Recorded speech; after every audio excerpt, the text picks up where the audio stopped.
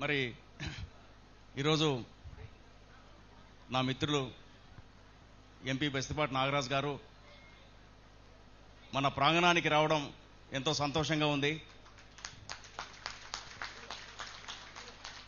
వారితో చిరకాల సన్నిహితము సంబంధాలు ఉన్నాయి మనకి. నాకు 93లో మరి పత్రిసారి ధ్యానం మొదలుపెట్టినప్పుడు నాగరాజు గారు రెగ్యులర్గా పిరమిడ్కి వచ్చేవారు. చాలామందికి ఈ విషయం తెలీదు. పత్రిసారి దగ్గరికి వచ్చేవారు. మేము అందరం కలిసి మరి సారు భోజనం చేస్తే మేము ఇంట్లో సార్తో పాటు ఉండేవాళ్ళము. మరి సార్ని కలవడానికి మేమంతా పిల్లలం. అప్పుడు 19-20 ఏళ్ళ వయసు. వారు రెగ్యులర్గా వచ్చేవారు. మా తమ్ముడు క్లాస్మేట్, మా తమ్ముడు గోవిందరెడ్డి క్లాస్మేటు నాగరాజు గారు. మరి మెడికల్ హాస్టల్లో నాతో పాటు ఉండేవారు. మేమంతా కలిసి ఉండేవాళ్ళము. అవి పాత జ్ఞాపకాలు, బ్యూటిఫుల్ మెమరీస్ అవి. వారు అప్పటి నుంచి ఇప్పటి వరకు ధ్యానం కంటిన్యూ చేశారు. 30 సంవత్సరాల పాటు ధ్యానం కంటిన్యూ చేశారు నాగరాజు గారు. నాకు మొన్న ఒకసారి కలిసినప్పుడు చెప్తా ఉన్నారు, నేను కర్తాల్ ధ్యాన మహాయజ్ఞం జరిగినప్పుడు ఖచ్చితంగా ప్రతి కర్తాల్ ధ్యాన మహాయజ్ఞంలో సార్ వచ్చి చివరిలో కాసేపు కూర్చొని కొన్ని గంటలు కూర్చొని ప్రతి సంవత్సరం వచ్చి వెళ్ళిపోయేవారు. మరి ఆ విధంగా ఆయన ఇట్ ఈస్ కంటిన్యూస్గా ఆయన ధ్యానంలో ఉన్నారు. మరి ధ్యాన సాధనలో ఉన్నారు. మరి సార్ పుస్తకాలు చదువుతూ ఉన్నారు. మరి వారు మరి ఇప్పుడు మన ఈ భూమి విషయంలో కూడా చాలా సహాయం అందిస్తున్నారు మనకి. ల్యాండ్ క్యాబినెట్ అప్రూవల్ కోసమని అవన్నీ వారే చెప్తారు. మరి పత్రిసార్ ఎప్పుడు అనేవాడు యోగులు పరిపాలించాలని. మరి ఆయన యోగి పరిపాలనలో ఉన్నారు. యోగి ఎప్పుడైతే పరిపాలిస్తాడో ప్రజల యోగక్షేమాలు ఖచ్చితంగా బాగుంటాయి. వారు 10 కాలాల పాటు మరి ఇదే మాదిరిగా కొనసాగాలని, ప్రజల యోగక్షేమాలు చూడాలని, ఈ జీవితాంతం ఆయన ఇలానే మాకు ఎంపీ కావాలని చెప్పి నేను కోరుకుంటున్నాను.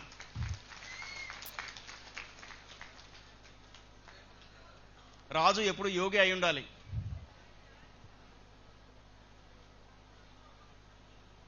అప్పుడే రాజ్యం సుభిక్షం అవుతుంది.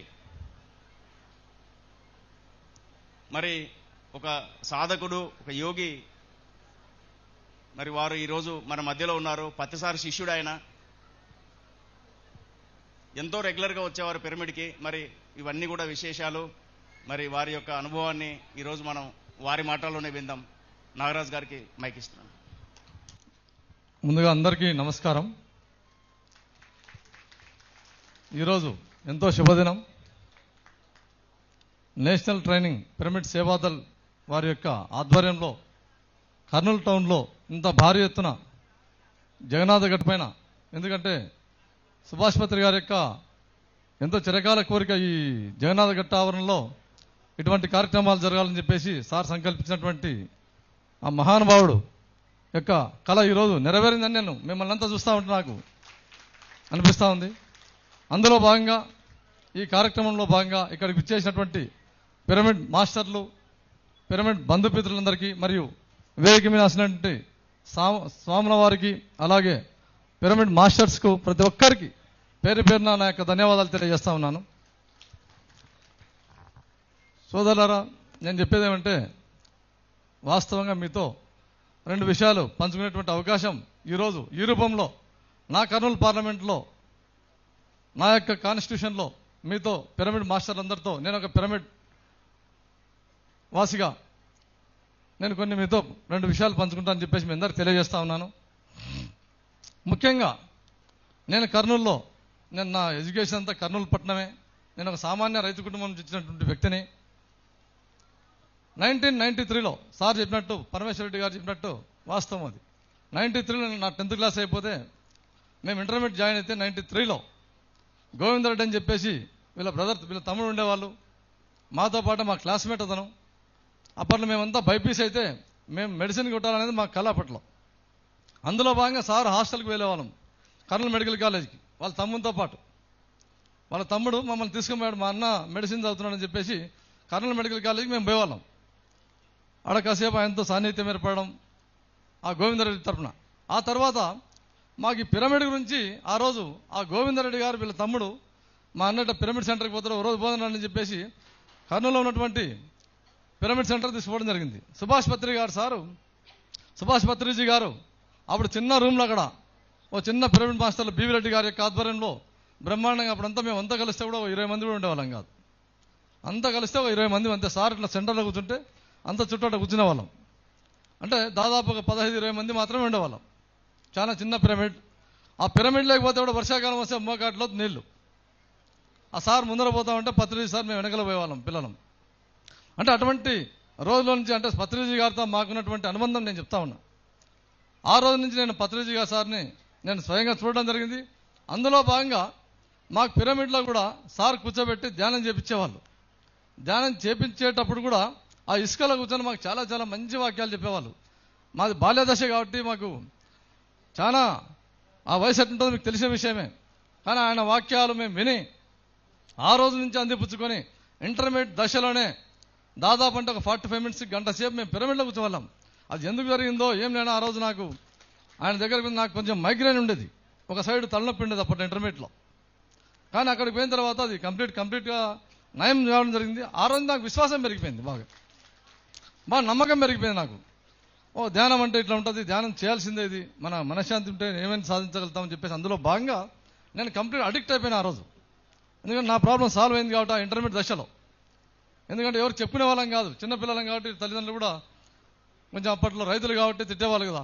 అందుకని నాకు ఆ ప్రాబ్లం సాల్వ్ అయ్యేప్పటికీ నేను కంటిన్యూగా నేను పిరమిడ్కి పోయేవాడిని.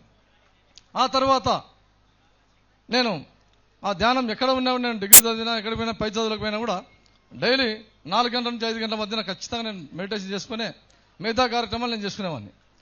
అందులో భాగంగా నేను చెప్పేది ఏమంటే ముఖ్యంగా నేను ఆ స్థాయి నుంచి ఒక చిన్నపాటి లెక్చరర్గా జాయిన్ అయ్యి ఓ చిన్నపాటి వ్యాపారంలో చేసుకుంటూ ఈరోజు ఒక ఎంపీ స్థాయికి ఒక మెంబర్ ఆఫ్ పార్లమెంట్ అంటే దేశంలో పార్లమెంట్లో 543 మెంబర్స్ ఉంటారు. లోక్సభలో ఇండియాలో 142 కోట్ల జనాభాలో పార్లమెంట్కి ఎంతమంది మెంబర్లు కావాలో 543 కావాలా.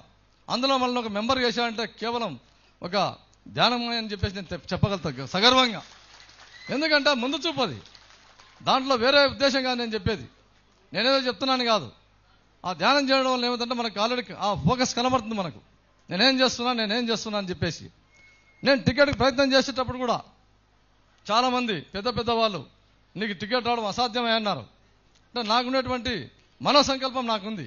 ఎందుకంటే నేను ఒక మెడిటేటర్గా నేను ఒక మెడిటేషన్ చేసే వ్యక్తిని కాబట్టి నా సంకల్పం ఊహకందని విధంగా ఉంది. అసలు వాస్తవంగా ఖచ్చితంగా చేస్తా అని చెప్పేసి అందులో భాగంగా ఈరోజు ఒక మెంబర్ ఆఫ్ పార్లమెంట్ అయ్యి కర్నూలు టౌన్కి మీ ముందొచ్చి ఈరోజు జగన్నాథ గట్టు మీద మీ సమక్షంలో నా యొక్క అభిప్రాయాన్ని మీతో పంచుకున్నందుకు చాలా గర్వంగా ఉంది నాకు.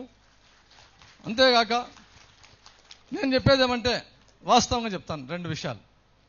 ఇప్పుడున్నటువంటి ప్రపంచం ఎట్లుందంటే ఆయు ప్రమాణాలు తగ్గిపోయాయి, జీవన శైలి మారిపోయింది, ఎంతో రద్దీ, ఎంతో బిజీ షెడ్యూల్, అంతా ప్రతి మనిషికి బిజీ షెడ్యూల్ అయిపోయింది. పిల్లవాడు ఉదయం 7 గంటలకు స్కూల్కి బ్యాగ్ తగిలించుకొని పోతే రాత్రి మన లైట్ వన్ ఇంటికి వస్తున్నాడు. అంటే అటువంటి సైకిల్ లైఫ్. ఉదయం 7 గంటలకు పిల్లవాడు బ్యాగ్ తగిలించుకొని పోతే స్కూల్కి 8 గంటలకు వస్తున్నాడు, మళ్ళీ లైట్లు పడిన తర్వాత నైట్ 7 అయితే పిల్లవాడు వస్తుంటే. అంటే ఇటువంటి బిజీ షెడ్యూల్లో ఈ మెడిటేషన్ అనేది చాలా చాలా ఇంపార్టెంట్. రాబోయే రోజుల్లో ప్రతి స్కూల్లో కానీ దేశ ప్రజలకు కానీ ప్రతి ఒక్క మనిషికి మెడిటేషన్ అనేది చాలా చాలా ఇంపార్టెంట్. ఇది మెడిటేషన్ లేకపోతే ఏమి చేయలేమనేది కూడా అందరికీ ఆల్మోస్ట్ ఆల్ తెలుసు. ఇవి ఎందుకంటే గవర్నమెంట్ కూడా ఈ మెడిటేషన్ మీద కొంత అవేర్నెస్ తెచ్చి ప్రతి స్కూల్లో ఒక క్లాస్ రూమ్లో ఒక సెక్షన్ పెట్టాలనే స్థాయికి గవర్నమెంట్ ఆలోచనలో ఉంది.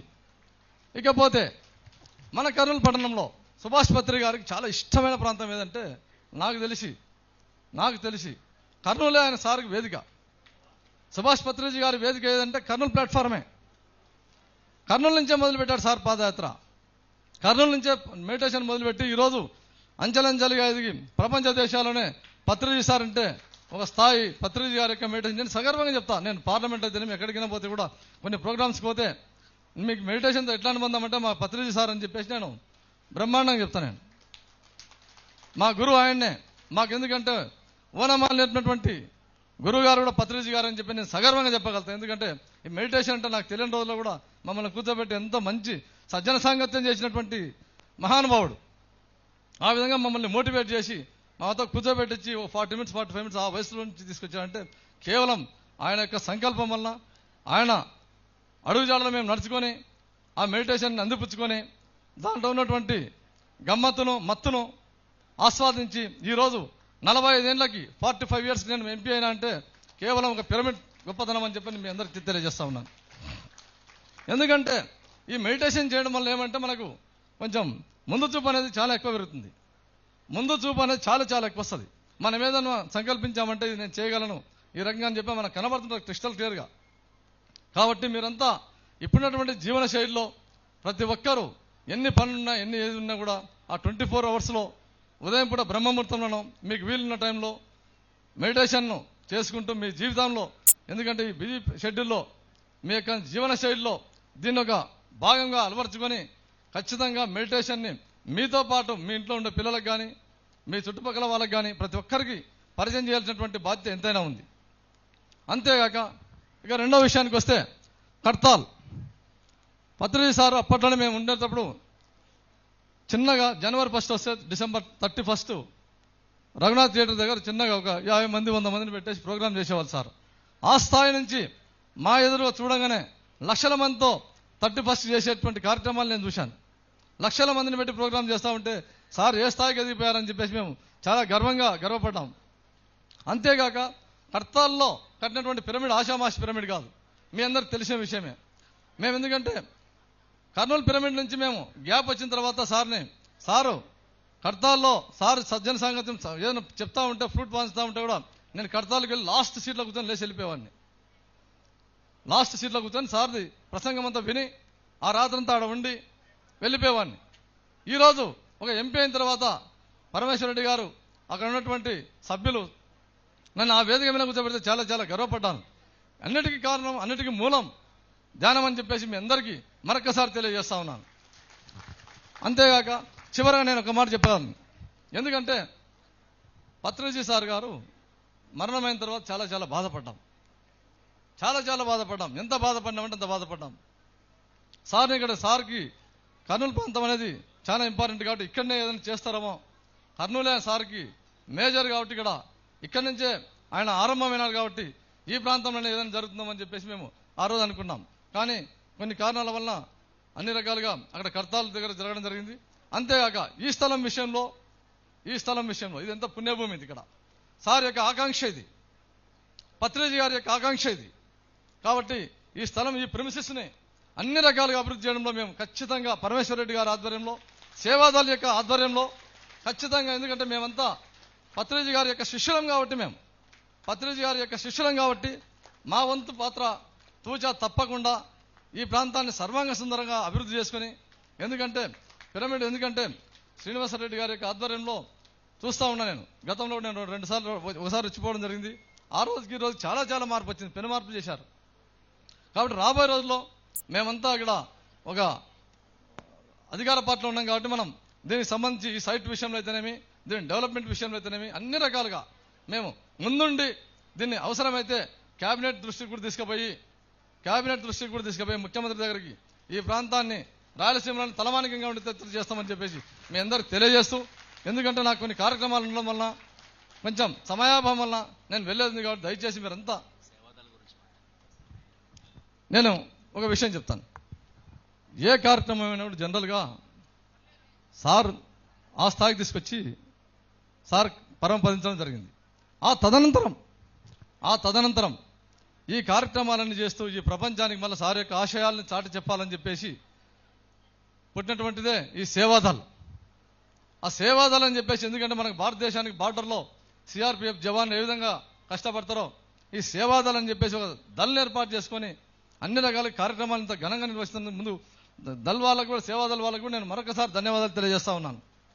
కాబట్టి మీరు కూడా దాంట్లో సభ్యులుగా ఉండి ఈ పిరమిడ్ విషయంలో ప్రతి ఒక్కరూ మనది ఇది, మనమంతా సమాజానికి మనం ఏమి ఇచ్చిపోతున్నాం, మన సమాజం ఏమిచ్చింది, మన సమాజానికి మనం ఏం చేస్తున్నాం, అందులో భాగంగా ఈ సేవాదళ వాళ్ళకు ప్రతి ఒక్కరూ సహకరించి ఈ విషయంలో అన్ని రకాలుగా అన్ని రంగాలు అభివృద్ధి చెందేటట్లు ప్రతి ఒక్కరూ పాల్గొనాలని చెప్పేసి కోరుకుంటూ, నాకు ఎందుకంటే కొంచెం బయట వేరే చాలా ప్రోగ్రామ్స్ ఉన్నాయి, దయచేసి అన్యదా భావించండి. ఎందుకంటే ఒక పిరమిడ్కు ఇంత అతిథుడై ఈయన ఎందుకు గడపకుండా పోతున్నాడని మాత్రం అన్యదా భావించకండి. ఎందుకంటే నాకు కొంచెం వేరే ప్రోగ్రామ్స్ ఉండడం వల్ల నేను వెళ్తా ఉన్నాను. కొంచెం మరి ఒకసారి నేను పర్సనల్గా వచ్చి ఇక్కడ మీరున్నా లేకున్నా నేను ఈ సేవాదళ వాళ్ళతో కలిసి ఈ ప్రాంతాన్ని ఏ విధంగా లీగల్గా మన అమరావతికి పార్లమెంట్లో చట్టబద్ధ ఏ విధంగా వచ్చిందో, అమరావతి అనేది ఏ విధంగా చట్టబద్ధ వచ్చిందో ఆ విధంగా ఈ పిరమిడ్ సెంటర్ యొక్క సైట్ని మనం ఈ పిరమిడ్కి అన్ని రకాలుగా శాశ్వతంగా అన్ని రకాలుగా డెవలప్ చేసుకునే విధంగా లీగల్గా అన్ని రకాలు చేస్తామని చెప్పేసి మీ అందరూ తెలియజేస్తూ సెలవు తీసుకుంటాను. నమస్కారం అండి. అన్న థ్యాంక్ యూ వెరీ మచ్. మరి మీ సహాయము, మీ సపోర్టు మరి భవిష్యత్తులో మీరు ఎక్స్టెండ్ చేస్తారని మాట ఇచ్చారు. చాలా సంతోషము. అన్నకు గట్టిగా చప్పట్లతో మనము కృతజ్ఞతలు తెలియజేసుకుందాం. లేచి నిలబడి ఒకసారి స్టాండింగ్ ఓవేషన్, లేచి నిలబడి ఒకసారి గట్టిగా చప్పట్లు కొడదాం. వారు మనతో ఉన్నారు, మరి ఈ అభివృద్ధి కోసం ఆయన కట్టుబడి ఉన్నారు. గట్టిగా చప్పట్లతో మనం కృతజ్ఞత తెలియజేసుకుందాం. థ్యాంక్ యూ అన్న, థ్యాంక్ యూ వెరీ మచ్.